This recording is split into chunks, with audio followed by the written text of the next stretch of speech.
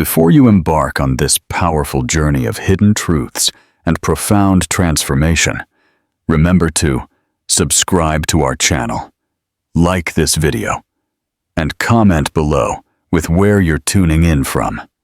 Your support helps us share more inspiring narratives. The Hidden Mark, a daughter's revelation that shatters a millionaire's world. They had separated years ago, never speaking again. He, a powerful and distant millionaire, lived a life of polished indifference. She, his former wife, had vanished into obscurity. But 6 years later, a chance encounter reveals a little girl with a birthmark identical to his own, a unique mark of his family's lineage. In that single, breathtaking instant, everything she had hidden, everything he had overlooked, begins to unravel. What happens when the undeniable truth of a child forces a man to confront his past and the life he built on cold ambition? This is a story of a silent separation, a shocking reunion, and the profound realization that the most valuable things in life are often found beyond the glittering facade of wealth. A marriage of silence. The rain fell softly on the tall windows of the penthouse in Manhattan. Inside, the silence tasted of porcelain. Silver cutlery rested beside still warm, untouched plates. The aroma of salmon with almond sauce filled the air, without finding a mouth that desired it.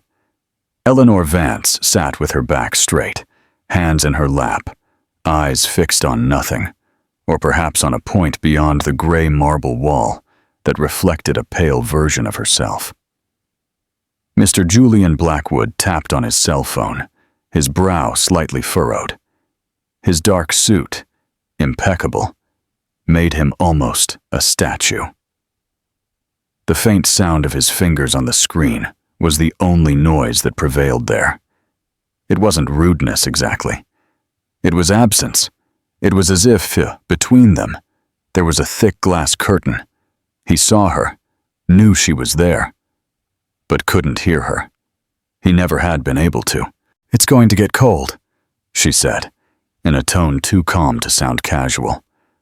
She picked up her fork with the lightness of someone tired of waiting to be noticed. Julian responded with an indifferent murmur, without looking up. Their marriage was made of moments like this. Long silences like dark corridors, where neither of them had the courage to turn on the light. When they married 4 years earlier, Eleanor believed that love was enough, that Julian's smile, the affectionate touch on her back, the promise of "I'll take care of you," would be enough to survive the universe of unspoken codes of the New York elite. She was wrong.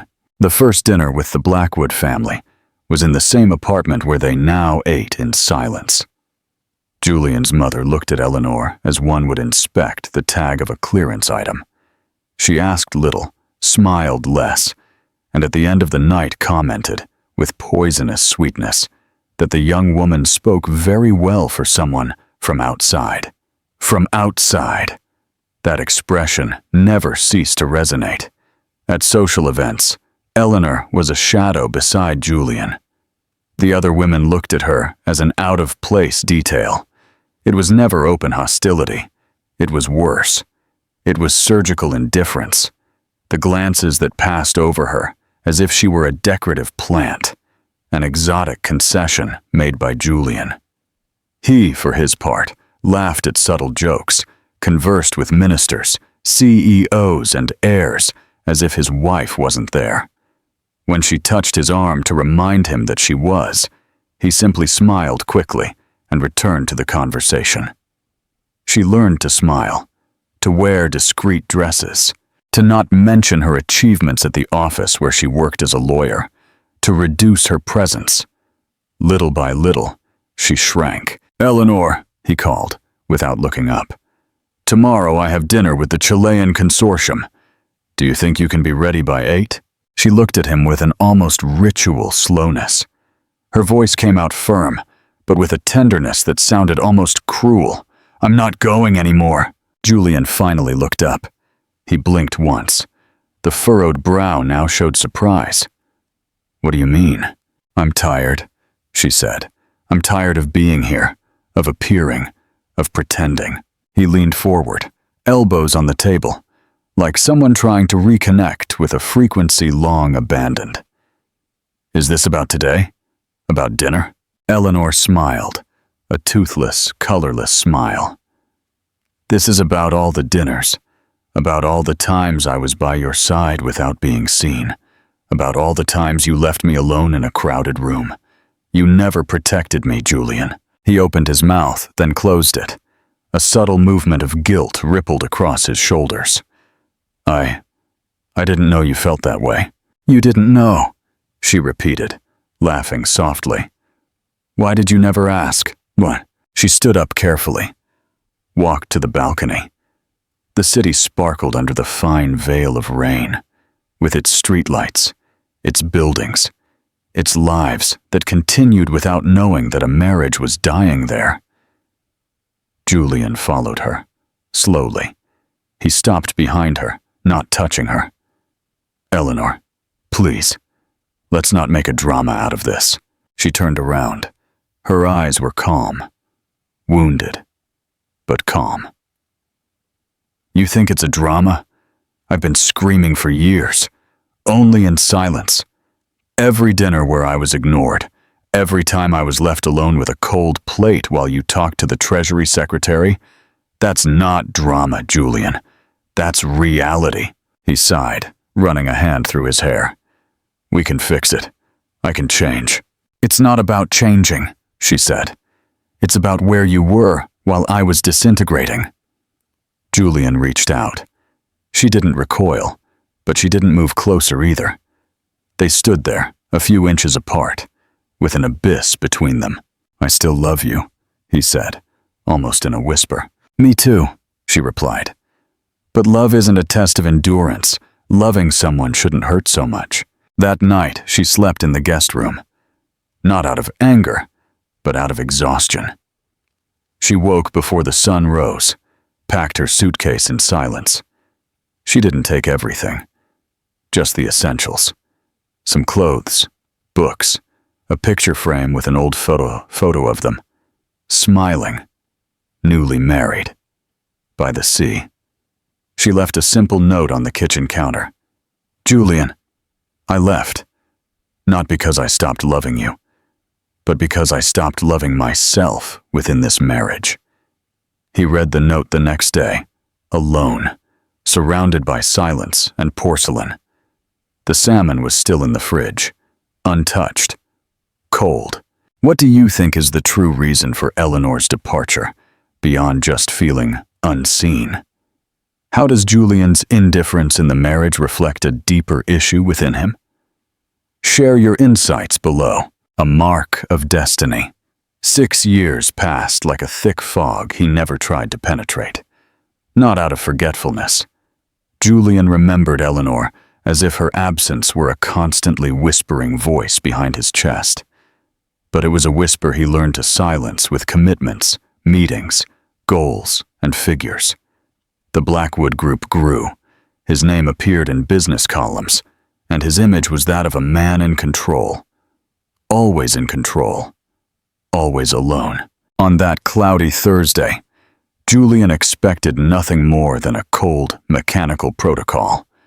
The visit to a public school in Brooklyn, a partner in one of the group's incentive programs, was just a step in the social responsibility report to be presented at the next board meeting. He arrived with 2 advisors, was greeted with timid applause and weak coffee, and walked the corridors with a polite smile, while the principal talked about the new dining hall. It was in the backyard playground that everything stopped. Children played in pairs. Some drew on the ground with colored chalk. One of them, sitting sideways on the edge of the stairs, drew attention not by her beauty, though she had a delicate and expressive face, but by something more subtle. She was alone, talking to a folded piece of paper, as if telling a secret to an invisible friend. Her dark hair was tied in a messy ponytail. Her skin was fair, sun-kissed. But it was when she turned, lightly nudged by a classmate, that Julian stopped walking. On the left side of the girl's neck, among the tousled strands, there was a mark, a small, oval, wine-colored birthmark. He knew that mark, since he was 7, when his paternal grandmother told him, smiling with pride and superstition, that it was the signature of the Blackwood lineage. "Every direct firstborn of the lineage carries that mark," she would say, gently caressing his chest. Julian felt the ground move. For a second, he lost focus on the principal's voice, who continued explaining the projects with forced enthusiasm. The girl laughed at something her classmate said, and Julian took an involuntary step towards her. One of the advisors touched his elbow, trying to regain his attention. "Mr. Blackwood, Ms. Taylor is talking about the community garden." He nodded, but didn't listen. The girl's name. He needed her name. He needed to confirm that he was seeing what he thought he was seeing.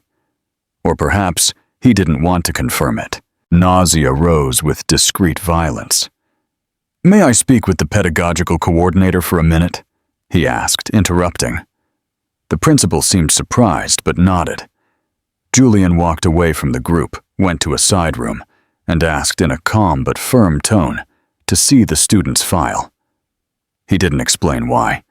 He only said it was to better understand the profile of the children being served. Full name: Sophia Miller. Mother: Eleanor Miller. The file trembled slightly in his fingers. He didn't remember to breathe until he left the school. He got into the car without looking around, his eyes open, but seeing from within. Eleanor had had a daughter with that mark, a daughter who was now, he quickly calculated, between 5 and 6 years old. She was pregnant when she left.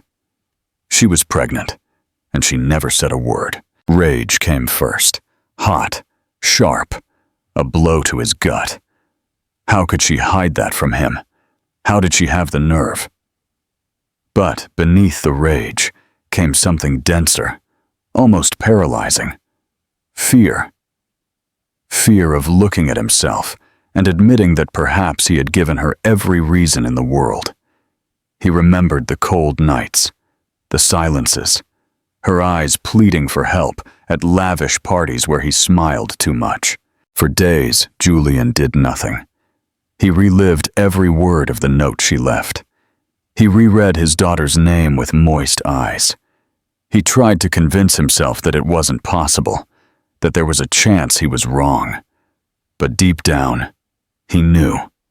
Sophia was his. The following week, he returned to the school. He didn't get out of the car. He waited. He stayed far away, with the polarized windows, observing. It was Tuesday when he saw Eleanor for the first time in 6 years. She was different. Thinner, perhaps? Her brown hair was short, with a slight wave at the ends. She wore a navy blazer, dark jeans, and sneakers. She held Sophia's hand, talking to her about something as the girl swung a pink backpack. She laughed at something her daughter said. Eleanor's laugh still had that light, that sweet pause between syllables, as if she held the laugh in her body before releasing it. Julian rested his forehead on the steering wheel. His chest burned. Eleanor had rebuilt her life, and he was still standing in that dining room, staring at a plate of cold salmon. He didn't get out of the car. Not that day. Not yet. What is the significance of the birthmark on Sophia's neck?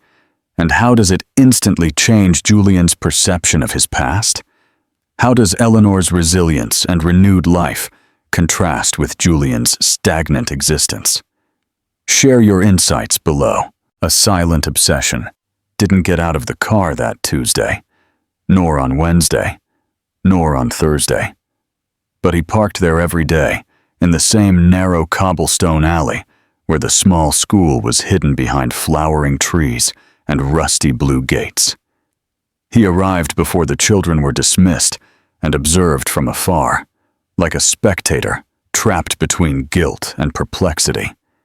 Every gesture of the girl, the way she swung her backpack, how she pulled her mother's hand to run ahead, how she pointed to the sky as if discovering constellations in the clouds, all of it was a slow punch to his gut.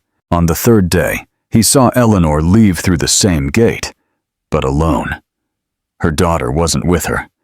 Julian followed her from afar, almost involuntarily. Not out of suspicion, but out of impulse. The same kind of impulse that made him lean over the empty crib in the apartment years ago, as if he could hear a laugh he never knew. She walked to a commercial building with a plain facade, where she entered with an ID badge around her neck. A glass sign revealed, Miller & Co. Law. Julian remained in his car, motionless, watching people enter and leave. At one point, he took out his cell phone and typed the firm's name. He read about social causes, defense of women in vulnerable situations, assistance to underserved communities. Eleanor had moved on, and now he knew where she was and who she had become. On Friday, he decided to act. Discreetly, he asked the legal department of the Blackwood Group to investigate, under the generic justification of analyzing possible institutional alliances, the background of the firm where she worked. He received a superficial dossier in less than 24 hours. Eleanor was listed as a founding partner, a law graduate from Columbia University with a specialization in human rights. She was respected, admired, recognized. She was active in 3 NGOs. There was nothing that disqualified her. Nothing. And yet, the girl, his daughter, didn't bear his last name. Not a single mention. Not a trace. It was as if he had never existed. For weeks, Julian divided himself between his executive life and this kind of silent obsession. He avoided unnecessary meetings, locked himself in his office more than usual. Little by little, those around him began to notice a shadow in his eyes. But no one dared to ask. One Saturday, he parked his car on a side street and waited for her workday to end. Eleanor left hand in hand with her daughter.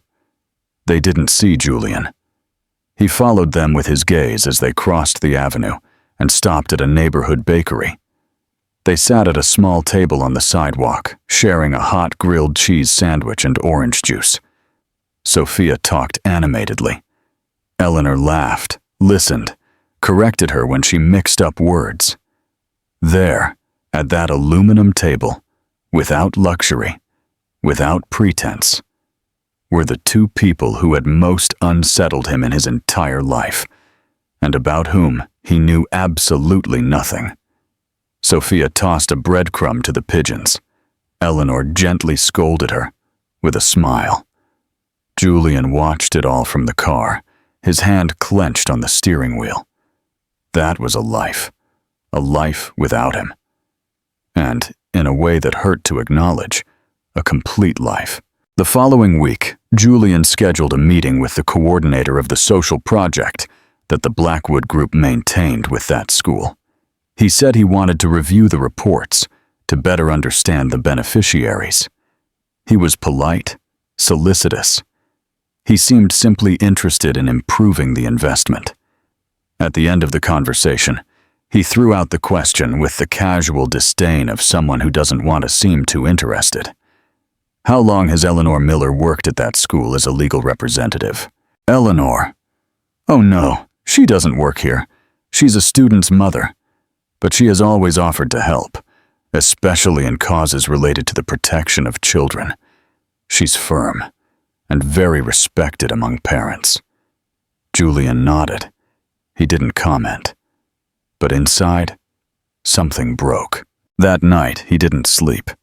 He spent hours leaning over a notebook he had kept for 6 years, where he scribbled expansion ideas for the group. On one of the pages, he saw Eleanor's name scribbled, written by her hand in a random corner, between accounts and lines. That round, almost adolescent handwriting hit him like an old perfume. He wondered how he could have lived so long without knowing he was a father. And even more, how someone like Eleanor, fragile, sensitive, but so incredibly firm, managed to carry that secret alone. How did Julian's investigations into Eleanor's life reveal her true strength and independence? What is the significance of the birthmark on Sophia's neck, and how does it push Julian to act? Share your thoughts below. The unveiling and the raw truth. The following Monday, he returned to the school. This time, he got out of the car. He walked through the playground with slow steps, greeting the staff with a brief gesture. Sophia was sitting on the ground, surrounded by children. She was drawing with colored pencils. When she turned, he saw the mark on her neck again, visible among her loose strands of hair. She looked up and stared directly at him. Julian froze. There was a pause in time there, not of recognition. She didn't know who this man in a dark suit was, but of a silent strangeness, as if something invisible had held its breath, or his. Sophia wrinkled her nose, smiled faintly. She went back to drawing.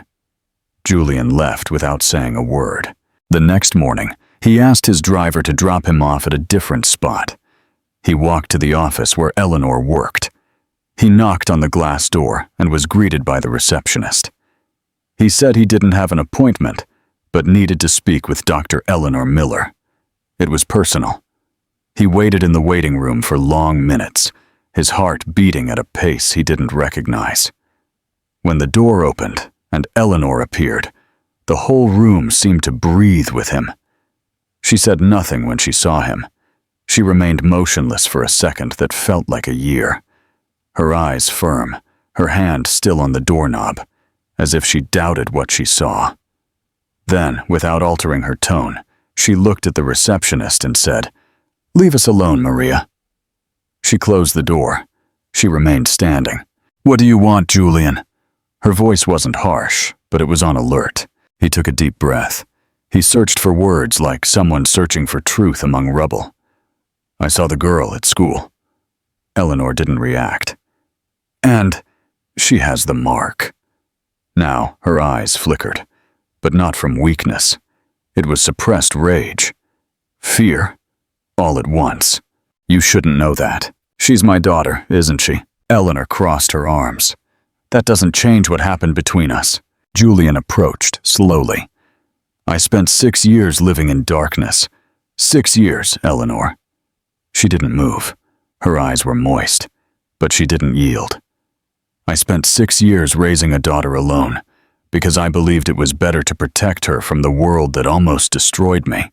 I would have been a good father." "You would have?" She laughed bitterly. "How are you a good husband?" Silence. "You have no idea how scared I was. How much I had to rebuild myself so she wouldn't grow up with the pains you never saw. I want to know her. That's not how it works. I want—" His voice failed for a second. "I need to know who she is." Eleanor looked at him with a sadness that wasn't defeat, but history. A sadness that said, "You're too late." And yet, maybe not. But she didn't answer. She just walked away and left him there. Alone? In the room where, for the first time, he knew the weight of his own name. What is the significance of Eleanor's initial refusal to allow Julian to meet Sophia, despite his newfound awareness? How does her response reflect the depth of her past pain and her fierce protectiveness? Share your insights. A mother's strength, a father's determination. Julian didn't leave immediately. He remained standing, static, as if he could reverse the moment if he just waited one more second. But there was no turning back. The absence of an answer was an answer, a boundary drawn without ink, but profoundly clear. Eleanor had made a choice. In the taxi ride back downtown, he thought about everything he had done in the past few weeks. The name on the ID badge, the mark on the neck, the girl's laugh in front of the bakery, and the way Eleanor looked at him, not with hatred, not with disdain, but with an old, settled pain.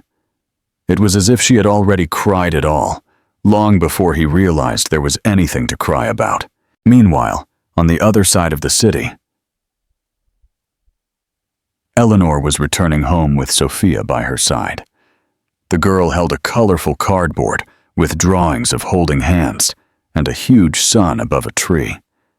They walked along the bumpy sidewalk of the Acacia Gardens neighborhood, where small houses shared wire fences and improvised potted flowers. "Mommy, can I take cheese bread for Aunt Maria tomorrow?" "Of course, honey. But remember to ask Grandma for help wrapping it well, okay?" Sophia nodded with gentle enthusiasm. Childhood has that power, to keep the present intact, even when the past crumbles. The gate creaked open. Inside the simple house with beige walls, Eleanor's mother, Mrs. Rose, was sewing on the porch with her glasses on the tip of her nose. "You're back early today," she commented, without looking up from her thread. "Sophia was tired," Eleanor replied, opening the door with a hand that still trembled slightly. "Tired? Or is that your 'I saw a ghost' face?" Eleanor smiled without answering. She had grown accustomed to her mother's frankness, who knew her silences more than any words. Sophia ran to her room, leaving the cardboard on the sofa. Night fell in silence. Eleanor prepared dinner with precise movements, while Rose cut slices of guava paste at the table. "He showed up," Eleanor said suddenly. Rose stopped cutting, looked at her daughter. "Who?" "Julian." The name hung in the air. What did he want? To know. "Did you tell him?" "He already knew." Rose put down the knife, took a deep breath. "Is he going to try something?" "I don't know." "Do you still love him?" Eleanor took longer to answer than she would have liked. "I don't know what that means anymore, Mom. I know he destroyed me, and she is the only whole thing I have." "Then hold on to that and protect her." Eleanor nodded. She went to Sophia's room and sat on the edge of the bed. Her daughter slept with her arms open and one foot off the blanket. There was something in the way she breathed that reminded her of Julian. But her gaze? Her gaze was hers. Strong, observant. Sophia had the silence of someone who listens more than she speaks. And that was Eleanor. She knew it, because she had raised her. The next morning, Eleanor was walking towards the bus stop when she saw a car parked across the street. The same car she had seen once, twice, perhaps 3 times in the past few days, but she pretended not to notice. This time, Julian got out. "I didn't come to make a scene," he said, raising his hands, like someone surrendering. "Good. People here don't like a commotion." She kept walking. He followed her. "Just listen to me. I don't have time for a repentant executive speech. I'm not the same man anymore." She stopped. She turned slowly, looked him directly in the eyes. Of course not. That one was neglectful. This one is an intruder. The blow was sharp. He held back. "I just want to understand, to know who she is. I lost everything." "You didn't know. And even if you did, Julian, do you think you would have left your family dinners to change diapers? That you would have given up the firm to go pick up Sophia from school with a fever?" He didn't answer. "You never protected me. Never. Not even when it was just between us. And now you want to protect what? A surname?" She turned and walked faster. He didn't follow her this time. That night, Rose entered Eleanor's room without knocking. "He's coming back." "I know. And what are you going to do?" Eleanor looked at the ceiling. "I don't know if I can let him meet his daughter and still be her mother." "Why?" "Because when he looks at me, I still feel, and that weakens me." Rose nodded. She sat beside her daughter.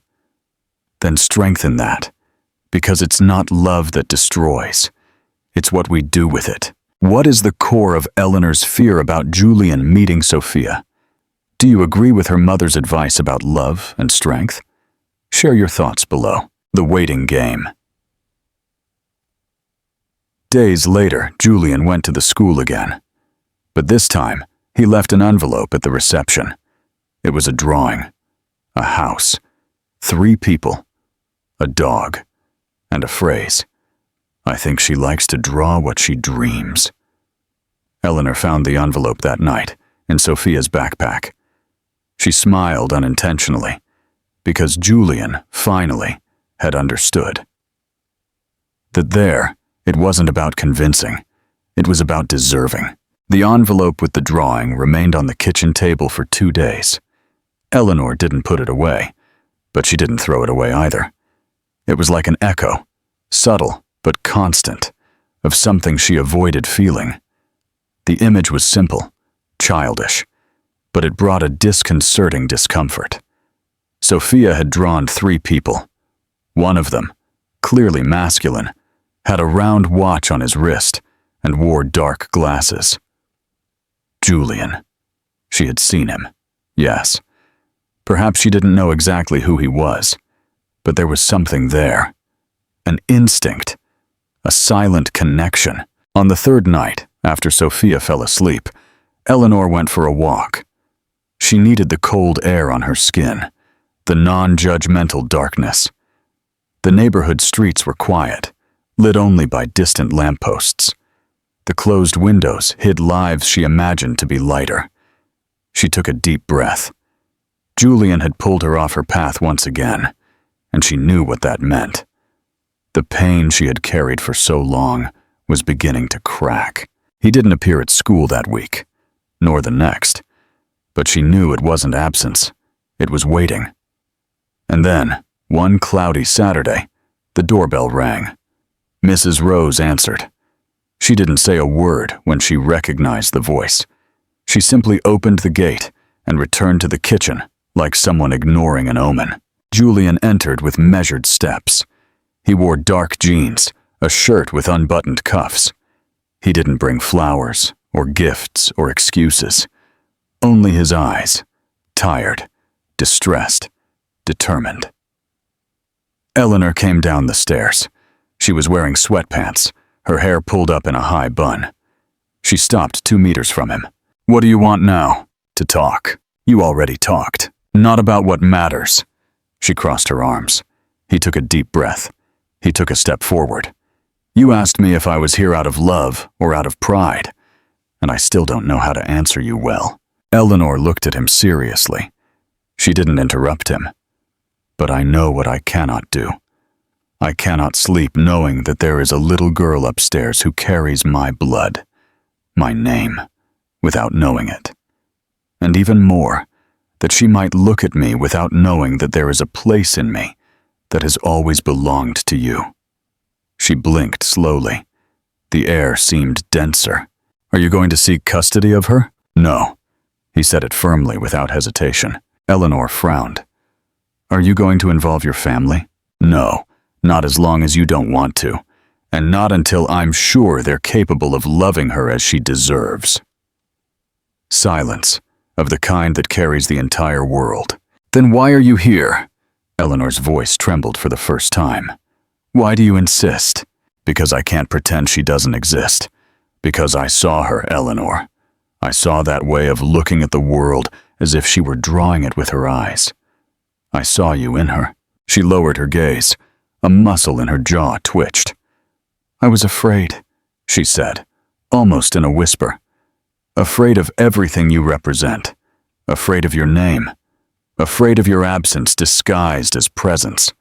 Afraid of looking at her and seeing her become someone I wouldn't recognize. Someone who only exists to please, to fit in, to not be rejected. Julian nodded slowly. I understand. And perhaps you're right. I was all that. She looked up. Her eyes were full of tears, but firm. Then tell me, do you want to meet the daughter I raised, or do you want to mold a version of yourself in her? He took a step closer. I want to know her, and to get to know you again too, because I don't know who you've become, but the little I've seen is stronger than any woman I've ever known.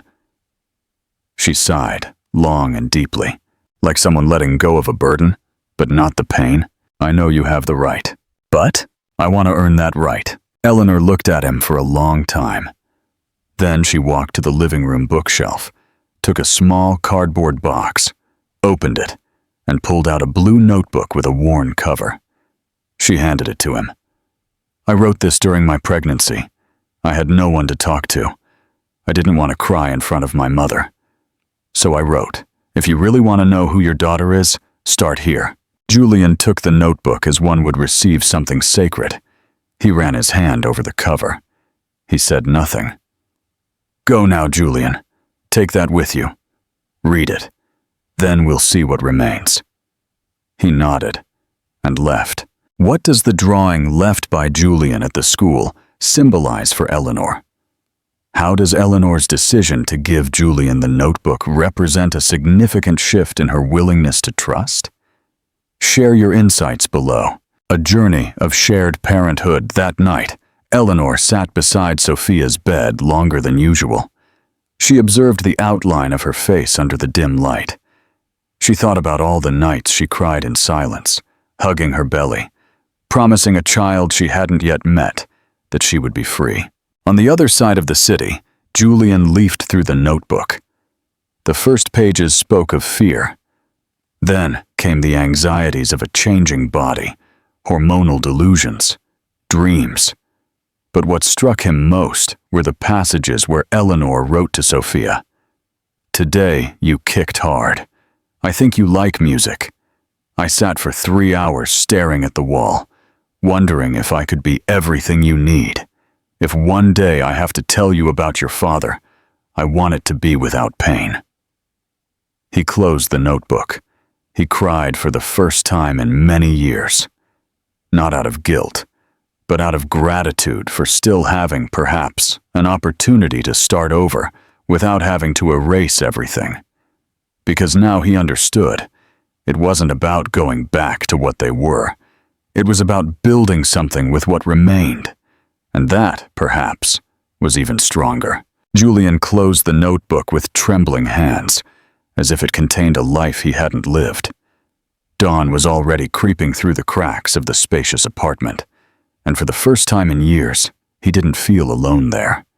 He felt absent, as if his soul were outside, in that house with light walls, in that room smelling of baby soap, where a girl slept peacefully without knowing that an entire world was being reconfigured around her. The next morning, he didn't go to the office.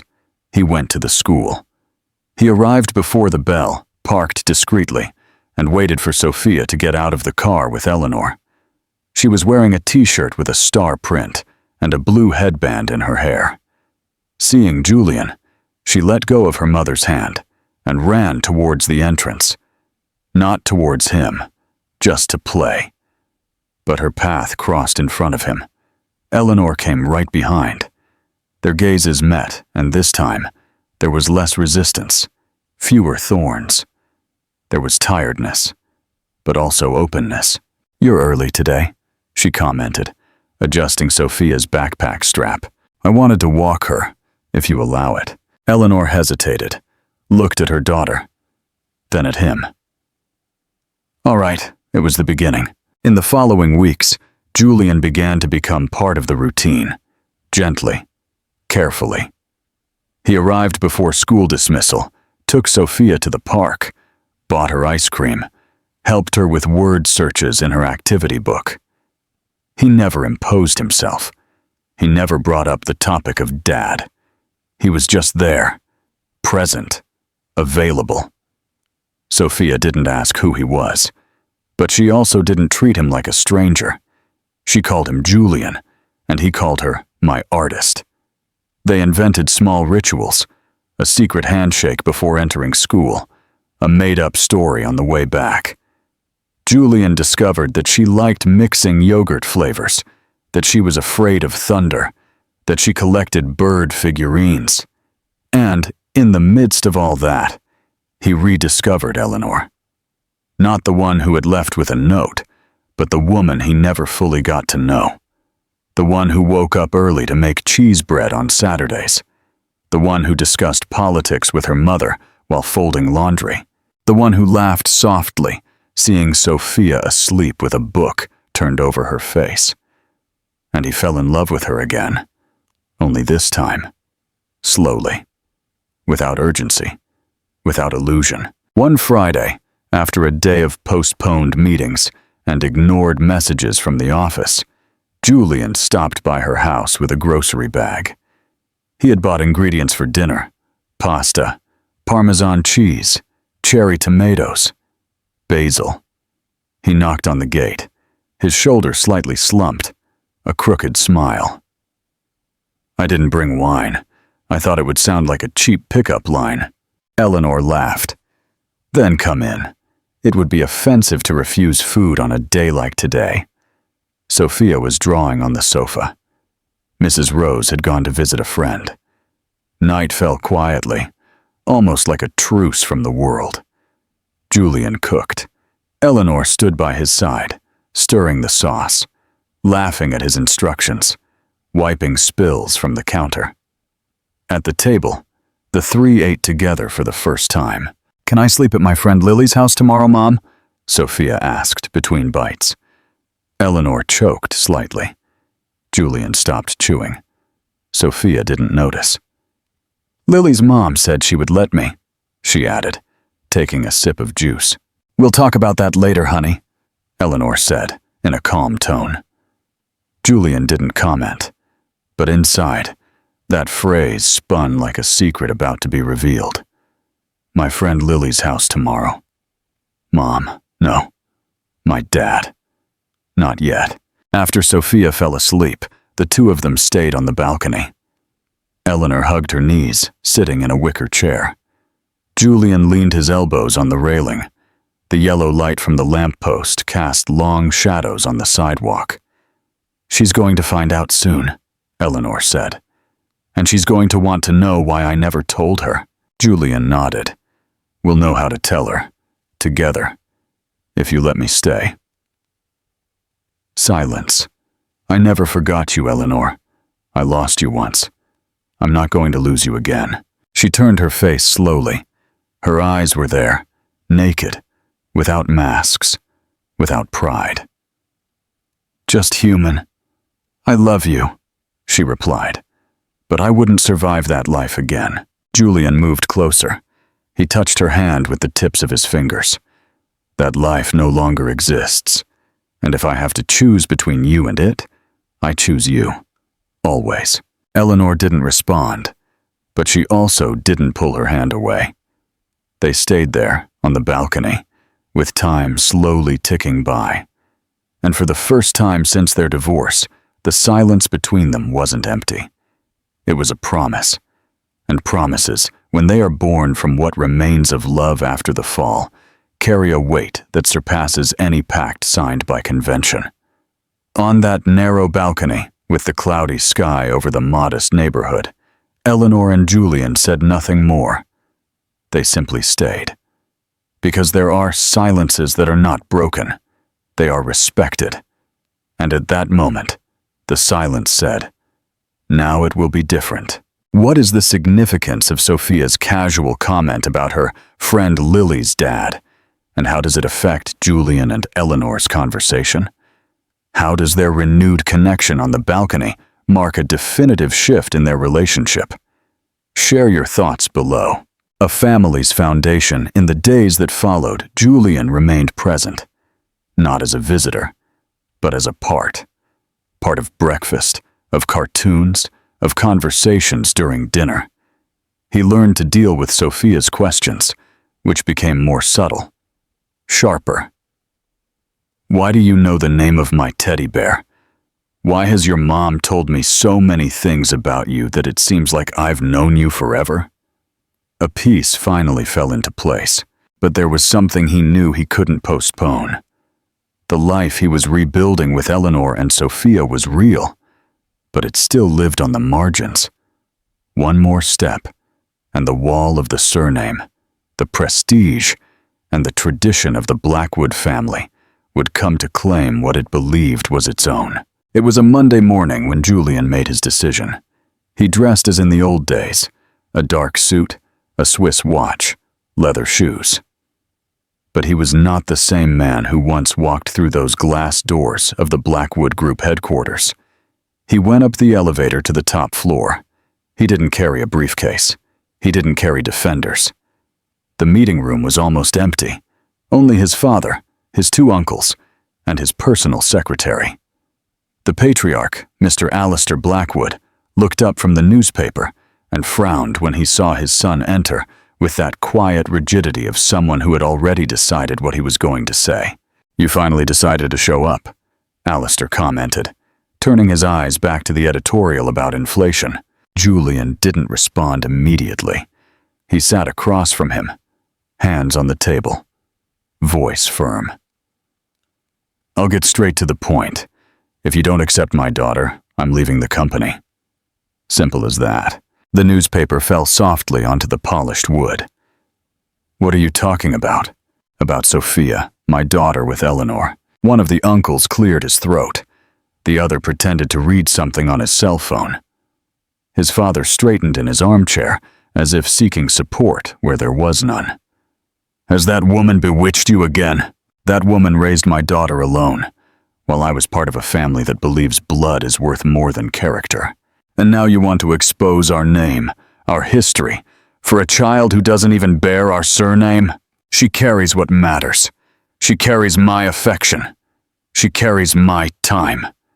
She carries my name within her heart, and that already makes her more a Blackwood than any shareholders list." The silence that followed was almost ceremonial. Julian knew what was at stake. Shares, power, status. But none of that mattered to him anymore.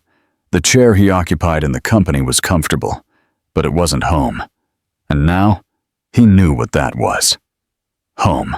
"If you leave, you'll be giving up everything," his father finally said, with that coldness that had shaped Julian's entire upbringing. "Not everything. Only what was never truly mine." Julian stood up, left his ID badge and office keys on the table. "When you want to meet your granddaughter, she'll be waiting, but only if it's with respect and love." He left without looking back. He bought a house on the street below Eleanor's. Small, single story, with a porch and a yard. Sophia chose the living room rug. Eleanor helped choose the kitchen tiles. Julian assembled the furniture with his own hands, messing up the screws, sweating over the manuals. For the first time, he was part of what he was building, and that hurt and healed at the same time. The days passed slowly, and the neighbors quickly learned that a family lived there that laughed loudly, argued about homework, shouted from the window to see if there was onion in the other house. Real people lived there. One sunny Sunday, as Sophia drew with crayons on the sidewalk, a black car stopped in front of the house. Alistair Blackwood got out, in a suit, with a stern look, but with a flower in his hand. Julian was at the gate. Eleanor was inside the house. Sophia looked up and frowned. "Who is that man, Mommy?" Eleanor slowly approached. She stopped next to her daughter. Julian said nothing. His father looked at the girl, then at Eleanor, and then he spoke. "I didn't come to apologize for myself. I came to ask forgiveness for not having known her until today." Sophia hid behind her mother. Eleanor knelt down, looked into the girl's eyes. "That's your grandfather, and he wants to meet you, but only if you want to." Sophia looked at Julian. He nodded calmly. The girl took a timid step. The man knelt down. He extended the flower. "I brought this because my mother used to say that flowers open doors." Sophia took the flower, smiled. "My grandma likes flowers too, but she prefers orchids." Alistair laughed, a dry, small laugh, but genuine. Julian took Eleanor's hand. She intertwined their fingers. On that sidewalk, on an ordinary evening, a family line was rebuilt without the need for inheritances, shares, or gala dinners. It was rebuilt with what had been denied for generations, humanity, because now Julian was not just a CEO. He was a father. He was a man. He was love. What is the significance of Julian choosing to leave his company for Sophia and Eleanor? How does Alistair's unexpected visit and the symbol of the flower mark a new beginning for the Blackwood family? Share your insights. Sometimes, life takes everything from you to teach you to fight for what is truly worth it. And that's what Julian learned, that no power is worth more than the smell of his daughter's hair as she falls asleep, that no status is higher than the ground Eleanor firmly walks on, that love, when it finally matures, doesn't scream. It remains, because life doesn't start over where it stopped. It starts where it hurts, and from there, with courage, everything is built again. Together. Whole. Real. And now, I want to hear from you. If you were in Eleanor's shoes, would you have done the same? Would you have hidden your daughter to protect her, even risking losing everything? Let me know in the comments, because I want to hear your truth. And if this story touched you, don't forget to like the video, subscribe to the channel for more stories like this, and share it with someone you know needs to hear this today. Sometimes a story can change everything. Yours, someone else's. The story of someone who was almost ready to give up. So stay with us, and until next time.